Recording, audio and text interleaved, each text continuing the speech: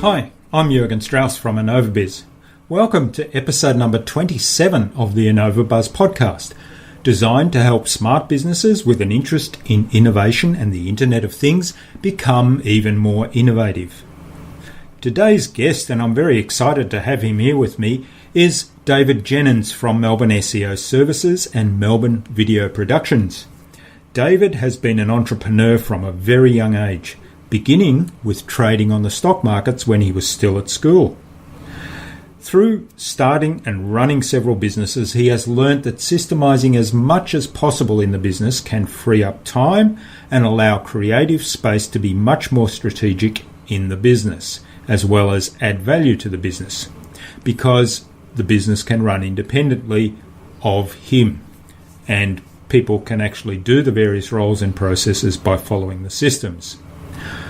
We spoke today about things as diverse as selling the MCG, which David's actually done. MCG is one of Australia's biggest sporting arenas, by the way. We also spoke about how a business can build processes within their business in an effective and an efficient way. This is another fascinating interview, so stay tuned. This podcast, as always, is sponsored by InnovaBuzz, where we help smart, innovative, growth-focused business owners grow their business by making their websites achieve more. Of course, at InnovaBuzz, we do more than just build websites. We provide solutions to our clients' needs by leveraging the power of the internet in innovative ways.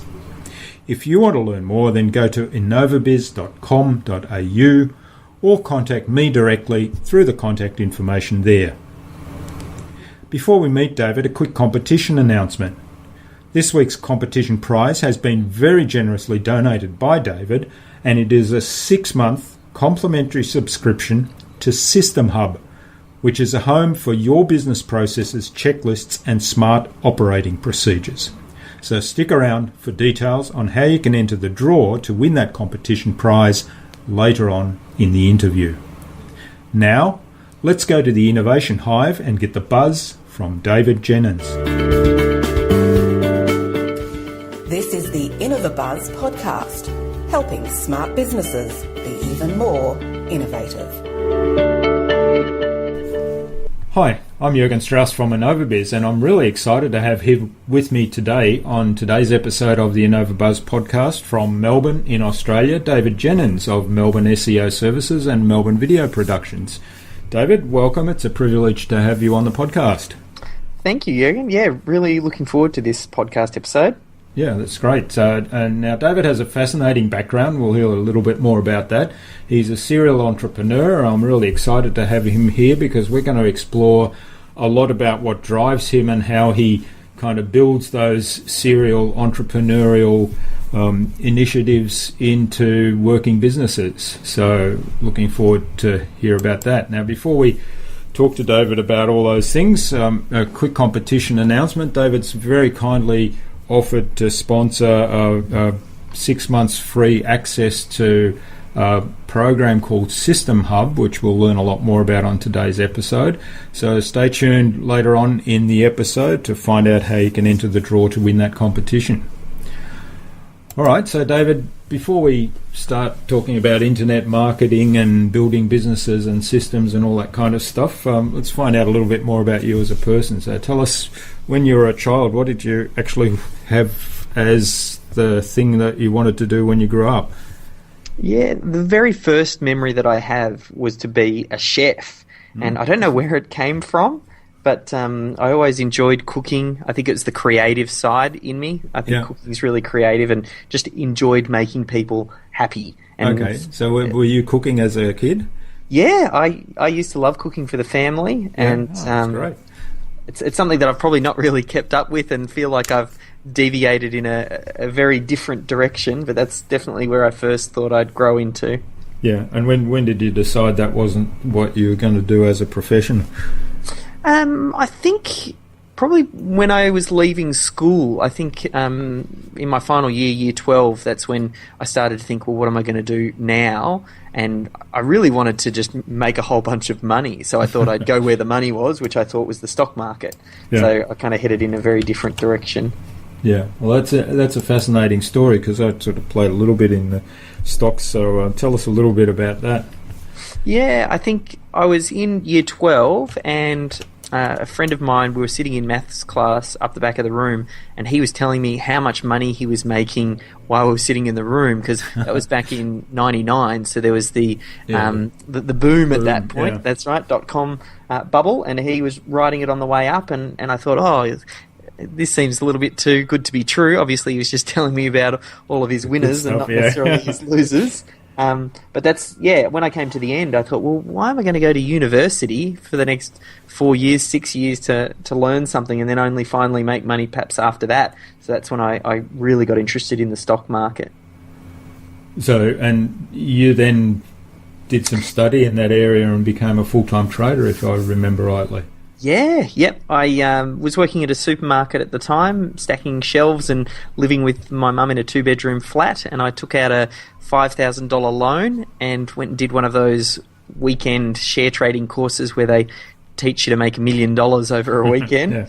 And I very quickly learned that to trade on the stock market, you also needed to have some money. And there I was just stacking shelves trying to pay back that loan, and that's when I recognised, well, hang on, trading is a fantastic vehicle for growing wealth, but you still need to have a base. And that kind of brought me back to ground zero, I suppose. And I thought about, okay, well, how can I find a product that I can sell that people would be interested in buying? And then that was kind of my stepping stone into sort of marketing and heading a bit more down that entrepreneurial avenue. Okay. And one of the things I'm sure with trading, because trading, you've got to have a good system, right? And so I'm sure that was, if you hadn't already gone down that track, that was one area where you started to develop systems for doing things. Exactly right. I mean, that's probably where my first programming came from, around the importance of systems. Looking at trading systems, they work almost like a business plan, but it's a plan for the way that you trade the market, and you do all the thinking up front, and you have a pre-defined set of rules that define when you get in, when you get out, what position size do you take, and you do all that thinking up front so that when you're in the moment, your emotions don't take over. That's right, yeah. Yeah, that's the biggest thing with trading and business. You can get really emotional when time and money is linked into something, and if you've done all the pre-thinking before and you've got a plan, it makes it much easier to just follow the plan and replicate positive results.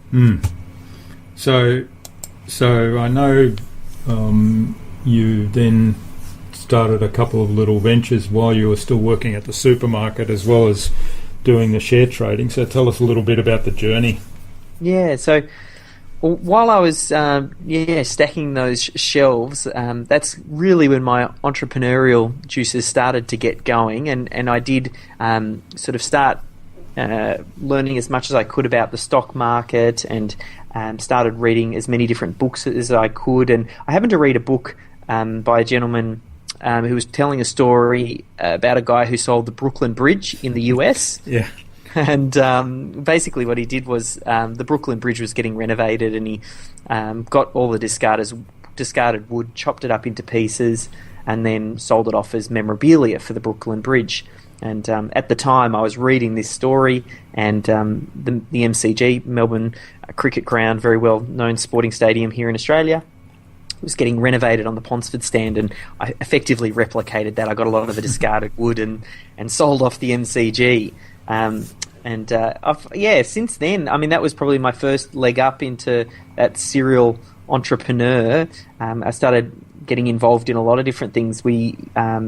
After doing the stock market education stuff and recognizing that I needed to actually have some money to trade the stock market, a friend and I got together and we wrote a home study course on a particular charting package that our trading community was using, and that was the first product that we sold, and got really good reception with our immediate community. But then beyond that, I wanted to get the message out further, and that's when I suppose I picked up a bit of a passion for marketing and online marketing, long-form sales, copy, all of that sort of ways to have a great product and then get the message out there. And then over the years, I mean, it's just really evolved. When I look back and I look at all the different projects that we worked on, they from a distance, they feel a little bit disjointed, but I see this logical progression, because after the stock market education stuff, then I built up a good team and a very good skill set around online marketing. That's when we set up Melbourne SEO services, and more recently Melbourne video production, which was basically off the back of all of the different marketing techniques and strategies that we used in that stock market niche. So it's kind of like this evolution, and most recently, which is what you referenced at the start, was with SystemHUB. That's one element that I've now recognised looking back across all of the businesses I've been involved in, because I just named a few there. We've had the rock and roll clothing music store in there as well. But all of them were founded on this idea of systems and processes. I'm very good at figuring out what makes a business tick, and then documenting those processes so that other team members can kind of step in. And we had a very big breakthrough with Melbourne SEO services and Melbourne video production, where we completely systemised what we've done and brought in some team members, which really helped to free me up from the day-to-day operations, so I could start to work on the business rather than in the business. And that's what's got me so excited now about what we're doing with SystemHUB, which is a way for businesses to basically document their standard operating procedures. That's a really interesting story, and I think one of the things, we'll get back to SystemHUB in a moment, but I think one of the really interesting things for me is looking at business, whether it's trading the stock market or whether it's even stacking products on a supermarket shelf. You're probably systemizing that, but because I know when I was at university, I was working in actually it was with Dulux in their paint storage area, so we were stacking stuff in their warehouse ready for dispatch, and they had this. It was all paper in those days, so you had all these paper forms and slips that had to be handed off and so on. And I very quickly figured out what's that system and how can you maximise the time, because we're on a bonus system, so that the more you did, the more you got paid. And I very quickly figured out that it wasn't about working harder; it was about figuring out how the system worked and working the system. So essentially, that's what you've done here, isn't it? You've kind of taken the core systems that drive the business and said, that can be transferred into another business, and you've built up several, and now you're taking that and saying, well, you can help people systemize their business as well and document things properly, which is where SystemHUB is. Yeah, there's a few core processes and procedures that all businesses operate on, no matter what industry that they're in. Initially, I got really strong with our marketing systems and the way that we'd market a business online. And over time, there are other areas that have kind of popped up. We've been really strong with the way that we recruit staff as well. We've got a particular system we follow for recruitment and onboarding of both clients and staff as well. And some financial systems as well with my stock market background. And I kind of just over the years started collecting the best of these systems and then almost putting them into a database. So when I'm working on a business, we try and identify which parts of the business are broken or need most attention, and you apply a system to that area to solve the problem. And then you just work your way down, putting out the fires and putting a system in place. And just like you rightly spotted earlier, the good thing about a system, I think once you figure out the way that the system works and you're conscious of trying to improve it, everything only seems to get more and more optimized. Step one is just getting something down, and that gives you the visibility to know what's going on and some form of measurement. And then if the aim of the game is, well, how do we get the best output by doing this process, you just continually optimize and improve. So it's it's been a really interesting journey to date. So tell us a little bit then about SystemHUB and what makes it different to something else where people might document systems. Yeah, so when we recognised that systems were so important, we started using some different tools to try and capture them.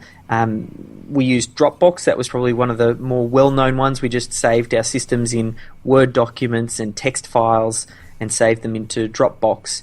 We quickly came against some different challenges with that, with regards to things like permissions, who could see what and who could edit what, and accidentally deleting or uploading things that they shouldn't. And then we started going, okay, well, if that's not going to work, let's try something like Google Apps, which we tried for a little while there, which didn't really solve our problem, because we needed a central place to store all of these systems. We needed team members to only see the systems that were relevant to them, and someone in marketing didn't necessarily need to see all of the financial systems. Certain people would have certain levels of access, like some people should just be able to view, while others should be able to improve or change systems and edit them. So when we looked at Google Apps and looked at Google Sites, one of the biggest problems was it wasn't designed specifically for this purpose, and it was almost like you were trying to hack together a system to do a specific function that wasn't necessarily designed to do that. And then we tried a few others and just couldn't find a solution that enabled us to house a business's standard operating procedures in one place, make it very easy to use, and have it easy to control the access for what people could see. So that's why we ended up basically designing our own, and that's what SystemHUB is today. Mm-hmm. Yeah, that's and having played with it a little bit, so I'm sort of one of the beta testers. It certainly is very exciting development. Tell us a little bit about, because you kind of start off with a system for developing systems or processes, and I find that fascinating, because a lot of people that maybe haven't embraced this yet, and I remember when I was in the corporate world in the research department, a lot of people there said, no, you can't have a system or a process for doing research because it's a creative process, and we actually developed one. But I was always saying to people, well, whether you have a system or not, or a process or not, you actually do have a process. It's just whether it's broken or not, because you're doing things, and there are certain steps you take in sequence. So tell us a little bit about the process or system for writing systems or processes. Yeah, well, that ends up being the first system that any business should put in place. The big thing about systems is making sure that they're uniform and they have a set flow and structure, so that when any team member starts, every system they kind of just get, because it follows the process of having an overview that explains what the system's about, then having the main bullet points listed out of what needs to be done to do a particular task, and then underneath those bullets you might have some sub-bullets that give very specifics about each step. So just the way that structure is set up, and at the end of a system you might have some sort of review process that gets the person doing the task to be able to go, well, have I actually achieved and met what this the objectives or the output that this system should be creating. So once you kind of got that structure, and you want all your systems to follow that process, it makes logical sense that you create a system to create systems. And if you start with that system first, you can then, it makes it very easy for you to share with other team members and make sure that they all follow the same process. So I think that's why it's sort of the most important system that you can have in place. And as a business owner, a lot of business owners get stuck in the day-to-day and they find it hard to find the space to create systems. Whereas by using a system for systems, and if that's the first system you put in place, it makes it much easier to delegate certain responsibilities of development of systems down the line to different team members, knowing that they're going to follow a process for the way that they develop those processes, if that makes sense. Yeah. And I remember, and I'm not sure, I think you were one of the people that suggested this, and I started doing it fairly early on. There we go. Sorry, dropped out for a second there. Oh, okay. You were one of the people that I think suggested this to me fairly early on in my business. I started doing screencast videos of certain things that I set up, and basically use that as the basis for the processes. So the idea, and I love the idea, and I think you mentioned this at the seminar recently we were at, of how can I What was it? How can I do this so I don't have to do it again? Yeah. Or words to that effect.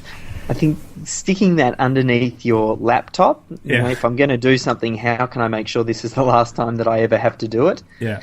Sticking it on your laptop or next to your monitor just gets you to constantly think about recording what it is that you're doing. And the easiest way to do it so that it doesn't disrupt your flow is just while you're doing the task, using something like a ScreenFlow or a Camtasia, depending on if you're on a Mac or a PC, and just record yourself doing the task. Then that becomes version 1 of the system. You upload that into SystemHUB or however you're documenting your systems, and then you assign to a team member to follow the system for systems and bullet point out the main steps in the process that you've identified in the video.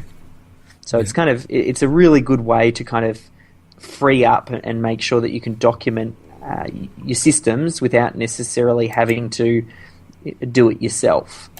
Yeah, that's right. And what I really like about SystemHUB is that there's a kind of a social element to it. So one of the things in that whole process that you've described then is getting somebody else to do the process, and they'll then say, oh, this bit doesn't make sense because you've made a logical jump in your mind and you haven't actually documented or recorded that on the video. So they'll point that out and they'll say, this bit doesn't make sense, or I don't understand how I get from C to D. And then within ProcessHUB, there's the ability to actually suggest improvements and even vote on improvements and so on. Yeah, I mean, the biggest thing, I'm just going to jump into another room here. One of the biggest things with systems and where you get the most benefit from systems is where they improve. Like a lot of people, if they have decided the idea that, systems are important and they might have even in their business, usually there might be 1 or 2 team members that are driving that initiative, and they're the only ones that understand how to do the tool or suggest system improvements. But where systems really come alive is when it becomes part of the culture and other team members help with the improvement of systems as they're doing it.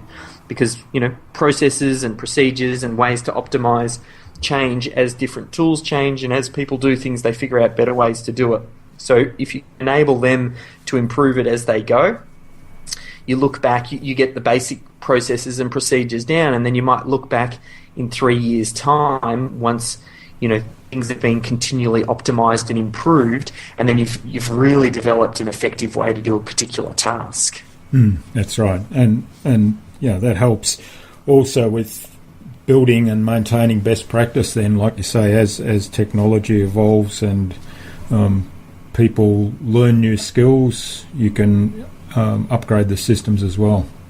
Yeah, I think, and that's the most valuable asset within a business is the way that you do things. So when you're valuing a business, looking to sell a business or gain funding, if you have the documented processes and procedures, the 11 secret herbs and spices, the way that you do what it is that you do, that's where the value is. And it means that you can continue to deliver value to your clients whether you're there or not, because team members are just following the process to deliver value. That's right. So it frees up the business owner's time to do whatever they want to do. So they might, for example, I took June off and had a holiday and essentially let the business run itself, which worked okay. Even though I wouldn't say our systems are perfect, but it worked quite well. And like you say, the ultimate one is to actually sell the business. I think even taking that break, that is a fantastic way to also spot areas that need to be developed. Because you come back and you realise where the fires started up. It's broken, and then you don't. The best thing to do then is you just address the system. It's a good mindset shift as a business owner to basically put all of the responsibilities back on the system. So if an issue arises, it's not the fault of a team member or something like that. It always comes back to the system. Unless you have a system in place and the team members haven't been following it, then that's another issue. But assuming that you've got good team members that at least follow the process, any mistake that you ever have, you just think of it in terms of, well, this will be the last time we have that mistake because we'll improve the systems and it won't happen again. It's reassuring for the rest of the team as well, because it lets them know how to deliver a great product and service and have something that they can reference so that they know how to deliver to that standard. Yeah, that's good advice. So what do you spend your time on actually doing day to day then? So you've got all these businesses running on systems, and you're telling me before we started the podcast recording that you're really busy.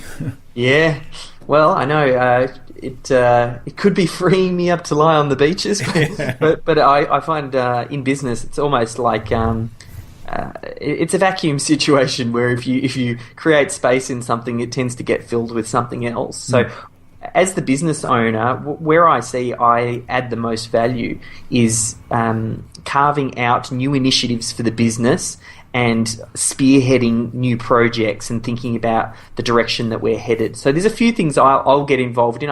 I see staff recruitment as a very important role for me because I want to make sure we're getting the right team members. So I still play a hand in that. And then by not being involved in the day-to-day operations as much with, let's say, Melbourne SEO or Melbourne Video, that's what's freed me up then to have a look at starting something like SystemHUB, or we're looking at. I've got a book that I'm coming out with in the not too distant future. So it gets me working on new initiatives that really need to be. I need to pave the way first, and then the team members can step in behind me. But I think that's what I do as the CEO, is really kind of figure out which direction that we're headed and make those strategic thinking. And sometimes when you're just doing the day-to-day and you're caught in everything, it's very hard to get visibility to make those right decisions. I think that was another good thing I found by freeing myself up. It gave me more space to think, which then enabled me to operate more strategically as we're growing the business. Yeah, and again, that's a great benefit to be able to have systems in place that allow you to step out and take that big picture view and make the time to do that. So, so a book coming out soon. That's exciting. What's that going to be about? That one? Well, I've got two books in me that I know of.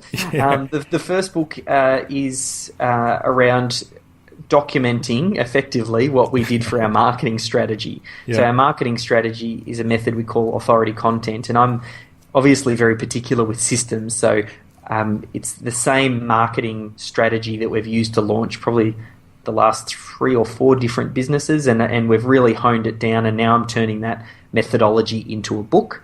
And then the other book that I'm just starting to work on is a book around systems, because I think kind of just getting the thinking around the way that we apply the systems, because now that we're in it and we've done it, I need to almost look back and think logically, well, what was the first step we took in applying these systems, and trying to effectively create a system for applying systems. All right, so it sounds like you're really busy with a whole lot of other things, but that the businesses are running along nicely. Is there something that worries you and keeps you awake at night? Biggest thing keeping me awake right now is our 9-month-old baby. But the other thing that keeps me awake, really, the main thing with the business is it's team members. Like, as I build a team, I recognise, or build a business, I've recognised that the most important thing are the team members that you have around you.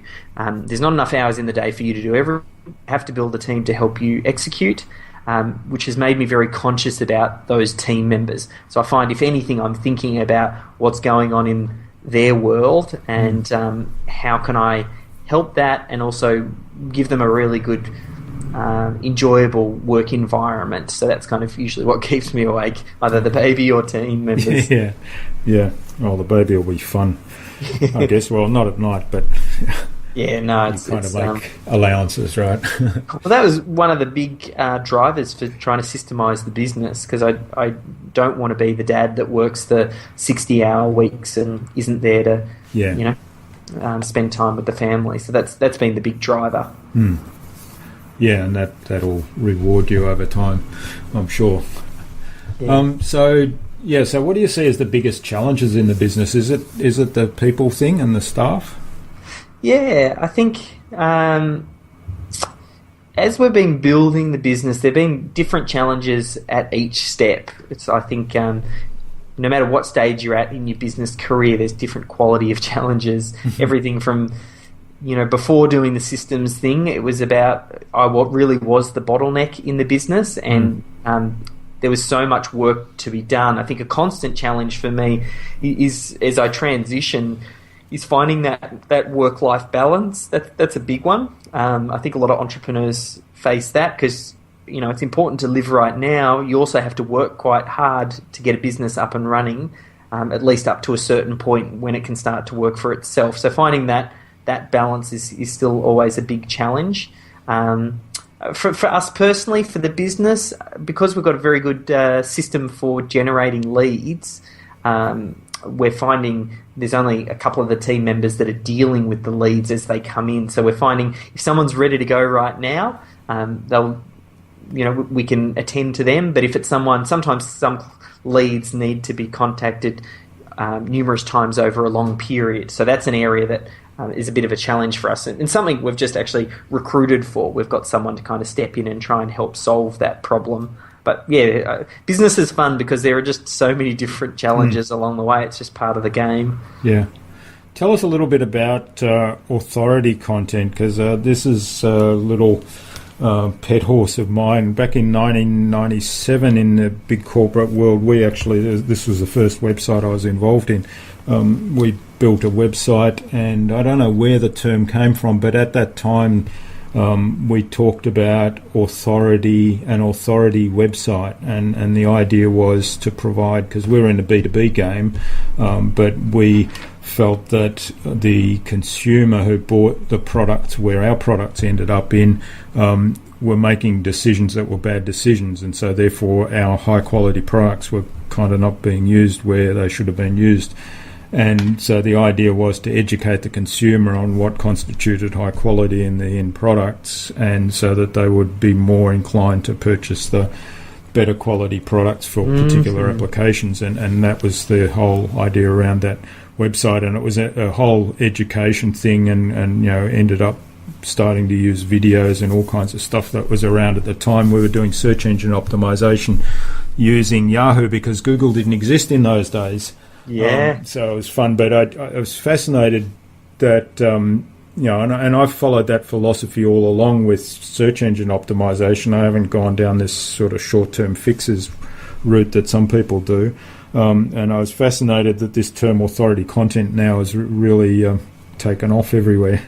Yeah, I mean, there you go. One of the early pioneers in this type of marketing. I mean, content marketing as an idea has been around for years and years. I think there used to be farmers who, I can't even remember the name of the company. I remember researching it on Wikipedia, where they had a guide to sell farming equipment, but they were helping educate people on how to, farm better. And it was a form of content marketing. Yeah. Where I see what we call authority content is where content marketing meets really good SEO. Because there's a lot of great content marketers out there that just think if you build it, they will come, and they put out great quality content with no real thought as to how the message will get seen. And then on the flip side, there's a lot of SEOs that just put out very low quality content, nothing that's very engaging, SEO the heck out of it just for the sake of trying to game the search engines and get a backlink. That healthy spot, which it sounds like you had found those many years ago, that balance we call authority content, and it's about what's the best way that you can batch create high quality content, then optimize it, chop it up into bits, and then syndicate it around the web. Similar to you, we did it when I was in the stock market education niche, we took one of our early video courses, chopped it up into bits, loaded it into YouTube and transcribed it and turned it into articles. And it's this whole repurposing thing that's become quite popular now. We've got some sort of examples of when we were doing it, I'd say very, very early 2000s. And now it's kind of like evolved into what it is. But we've really been pioneers in that space around the documentation of it and turning it into a system.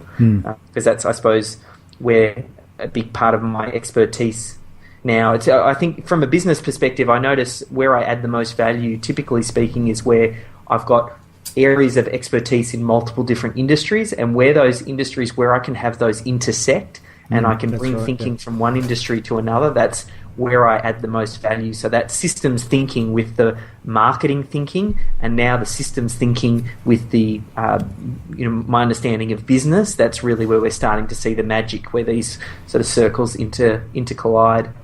Yeah. All right, that's great. All right, well, you've been very generous with your time, so it might be time to move on to the Buzz, as we call it, which is our innovation round designed to help our audience. So they're primarily innovators and leaders in their field, but they're always looking to learn, so hopefully we can give them some great tips from your experience. So I'm going to ask you 5 questions, and hopefully you'll have some really insightful answers for us. Yeah, no pressure. All right, so what's the number one thing you think anyone needs to do to be more innovative? Biggest thing is to create space. Like, to be innovative, you have to be able to give your mind space to think. So I'm always thinking about how can I reduce the number of decisions that I have to make or think about or provide input on, which then gives me space to then start to think about solutions and be innovative. Yeah, that's great advice. And I think you said something to that effect at the recent seminar that I was at, and I made a note of that, and I said to be more creative, build systems to free your mind, something like that. Yeah. So it's great advice. So what's the best thing you've done to develop new ideas and products? The way that we do it is by solving problems that we have. I know sometimes people think in terms of think about your target market, think about the problems that they have, and then create a product or a service to solve that. We've almost done it as though we are the target market and we have the problem. So we look internally in the business, see areas that we're struggling with, and then try and innovate to solve our own problems. And then oftentimes by doing that, we find that other people face the same problems. And that's exactly how we've developed SystemHUB, because we couldn't find a solution, developed it, and now recognise that that we're not only solving our own problems, we're solving other businesses' problems who are at a similar sort of spot in their development. Yeah, and that's a fascinating approach to take, because a lot of people, probably every business, has problems that they solve for themselves, and I guess it comes back to, if you document it, then all of a sudden you've actually got something that may be a product, because other people will have had that same problem. Yeah, exactly right. All right, so the next one, what's your favourite tool or system for improving productivity and allowing you to be more innovative? You can say SystemHUB if you want. Excellent. All right, systemhub.com. Yeah. I'd either say SystemHUB, or I'd just say, a pen and a paper. Like, I'm big on my journals and getting things out of my mind and writing things down. I just find the more, it comes from that whole David Allen getting things done. Once you get them out of your head, it creates that space. So I think writing things out and just getting them out of your head is probably one of the best ways to innovate. And sometimes when you see things written down, the solution becomes a lot more obvious. Yeah, that's right. Although I find what you were saying before, the vacuum principle takes part there. I'm often awake at nights thinking of various things, and then I'll write stuff down thinking if I can clear my mind, I'll get back to sleep. But what happens is that all of a sudden other thoughts take over. I know that feeling. Yeah.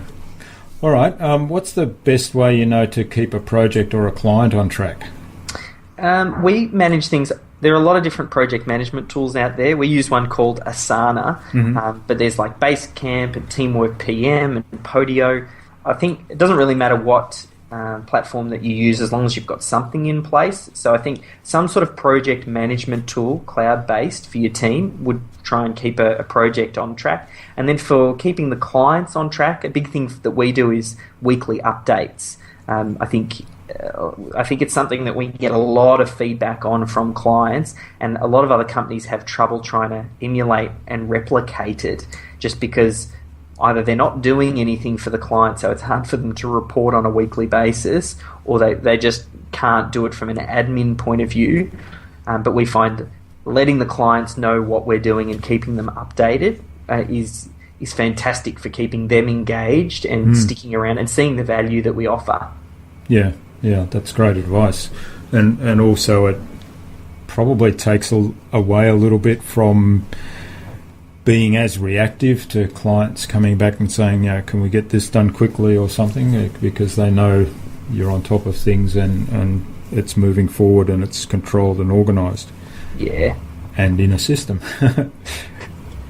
All right. What's the number one thing anyone can do to differentiate themselves? I think the biggest thing is to kind of build up your personal brand. Now, I know there's a point where you want the business to not be so tied into the individual, and that way you could effectively sell it and it's not built off the individual person's brand. But I think up to a point, to grow a business up to a certain size, I think you get a real benefit from adding in your personal branding. And even if you look at someone like a Richard Branson, where now he's got his individual business units and the Virgin brand, he's still very much a personality that's involved in the DNA flows throughout all of the companies. So I think that's the best differentiator, because there's no one else quite like you in the way that you'll present yourself. So if you can head that route, it's a really effective way to differentiate yourself. Sometimes just a good way to differentiate yourself from the competition as well is just to deliver a great product and do what you do better than anyone else. That can be a really great differentiator. That's right. And it's sad that it is that, but that's reality. Yeah.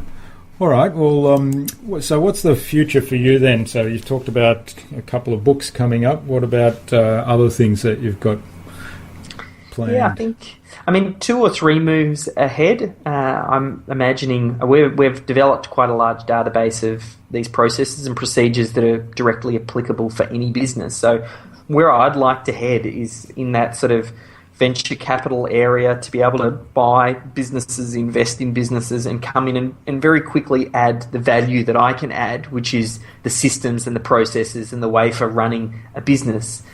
Where a lot of entrepreneurs, particularly when they first get started out, they'll just focus in on the sexy stuff, which might be the marketing.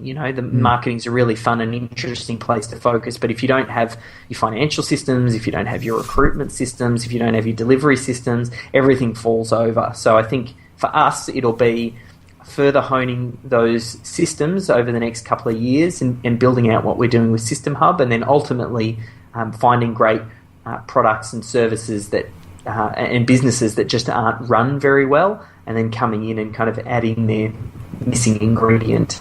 Yeah, that certainly sounds really exciting. Now, one of the things that we often talk about in this podcast is the Internet of Things, and I guess there's a good segue here. If you have systems that could potentially be automated through software or something, how do you see that fit in and with what's happening with the Internet of Things? Yeah, I mean that's going to be the huge trend with the Internet of Things, where particularly around this automation side of things, and I think we're already seeing it with marketplaces like the iTunes store and the Android store, and with Apple TV's just launched their latest iteration where they've got a marketplace on the back end of it, and I think that's where you'll see most of the exciting innovation. It's having the technology there, but then having these all the people across the world thinking about new and exciting ways to use different pieces of equipment, and then programming them to do what they'd like in new and innovative ways that not even the creator of the equipment could have thought of. I think that's where the most exciting area comes, is where having an Internet of Things opens everything up and it allows other things to talk to other things, and then with that creative thought of how to use them, I think we'll just see a really pickup in innovation and that automation, just by opening the landscape up a little bit. All right, that's terrific, David. It's been really great. So let's get back to the competition. So we've said that David's very kindly offered a 6-month free trial of SystemHUB for somebody to actually look at, and it's got a lot of the systems that David has developed, and you've got the ability, of course, to set up your own systems within that. So what do we want people to do to what would you like to learn from people to go to that competition, David? Yeah, I've not given this too much thought, but thinking about it now, it'd be interesting maybe to get people to just write down what it would mean to them and what they would spend their time focusing on if they weren't in the day-to-day business, like the day-to-day operations. And we might say something like, I don't know, 100 words or 150 words. What would you spend your time on if you weren't doing the day-to-day operations inside your business? Because that's really what systems do. And so perhaps someone who's got a really big vision of what they'd like to be doing, and then we could kind of award the prize to the person who has a clear idea on what they do. Okay, well, that sounds terrific. So, yeah, tell us, leave comments under the blog post and tell David what would it mean to you and your business and your life if you weren't stuck in the day-to-day stuff so much, and what you would do with that time that was freed up. And I'll get David to swing by in a few weeks' time and award that prize. Perfect. All right. So finally then, what's the number one piece of advice you'd give to any business owner who wants to be a leader in their field in innovation, productivity, and whatever specialty they're in? Yeah, the one piece of advice I've got would be to just cultivate focus and become very good at having a single focus point at any one point in time. So if you're working on a particular something, a part of your business, try and turn a lot of the other areas off as you really focus in on that. So you might determine, okay, systems, they're really important for my business. Well, make that a focus for 3 months. Of course, other things are going to pop up, but it's very easy in the digital landscape to get distracted by different things, and you'll start to think that some things are more important than others. You need to find out what those few important big rocks are and spend the right focus on those. Yeah, that's great advice. So focus on what you think is most important, and of course that means you have to identify what is most important and what's going to be most valuable for your business right now. Yeah. All right. Well, David, thank you for your time today and all the insights you've shared us. It's been really great. Where can people reach out to you and say thank you? Yeah, probably the best thing would be on Twitter. If you went to twitter.com/David Jenyns, so David, and then my surname, Jenyns. Or you can just check out some of our different websites like SystemHUB.com or Melbourne SEO Services.com. They're probably good ways to see what we're up to. All right, and we'll have links to all of those pages underneath the blog post as well. Perfect. And finally, and I always ask guests this, who would you like me to interview on a future InnovaBuzz podcast and why? I think it would be great if you could get someone like Michael Gerber. And I know we're talking about systems, and he's kind of like the grandfather of systemization with his book, The E-Myth and the E-Myth Revisited. So if you could get him on, I think he'd provide some really good insights and hopefully get some more people excited by the idea of getting systems in their business. Yeah, that would be an awesome guest. All right. Well, Michael Gerber, you're probably not listening to this, but keep an eye on your inbox, courtesy of David Jenyns. Will be coming to invite you to an episode of the InnovaBuzz podcast. And we'll Perfect. See how we can do that. Thanks a lot, David. So, yeah, again, thanks for sharing your time and your insights with us today. It's been really fascinating talking to you and learning a lot more about your background and history and how you've taken the idea of systems to build a lot of different businesses that might on the surface seem unrelated but are actually quite closely related. I've really enjoyed it today and I've learned a lot, and all the best for the future, and we'll keep in touch obviously through the SystemHUB work and also other stuff, hopefully. Fantastic. Okay, thank you, Jürgen. We'll talk to you soon. Yeah, thanks, David. Well, I hope you enjoyed meeting David as much as I enjoyed interviewing him. I hope also that David's story and journey has highlighted the importance of systems and processes for you, and perhaps inspired you to look closely at your own systems and processes to find out if they are in good shape, or if not, where are the gaps and what you can do about it. As David said, having good systems and processes in place give you, the business owner, creative space to work on the business. All the show notes for this episode will be at innovabiz.com.au/David Jenyns. That is DAVID JENYNS. All lowercase, all one word, innovabiz.com.au/David Jenyns. There we'll have all the links and everything that we spoke about in this episode along with the show notes. Now don't forget, leave your comments and tell us what it would mean to you and your business and your life, in fact, if you weren't stuck in the day-to-day stuff of your business so much. And what would you do with the time that was freed up by having great systems and processes in place? I'll get David to swing by in a few weeks' time and award the prize. David suggested I interview Michael Gerber, the author of The E-Myth, on a future podcast. Now, Michael would be a fantastic guest because, as David said, he's kind of the grandfather of systems and processes. And if you haven't read The E-Myth, I strongly suggest that you do. So, Michael, keep your eye on your inbox for an invitation from me for the InnovaBuzz podcast, courtesy of David Jenyns. Thank you to my audience for listening to the InnovaBuzz podcast. We'd love you to review this podcast because reviews certainly help us get found more easily, and your feedback helps us to improve what we do. You can review us at iTunes or Stitcher, and while you're there, please subscribe so you'll never miss an episode. Until next time, I'm Jürgen Strauss from InnovaBizz. Remember, if you don't innovate, you stagnate. So think big, be adventurous, and keep innovating.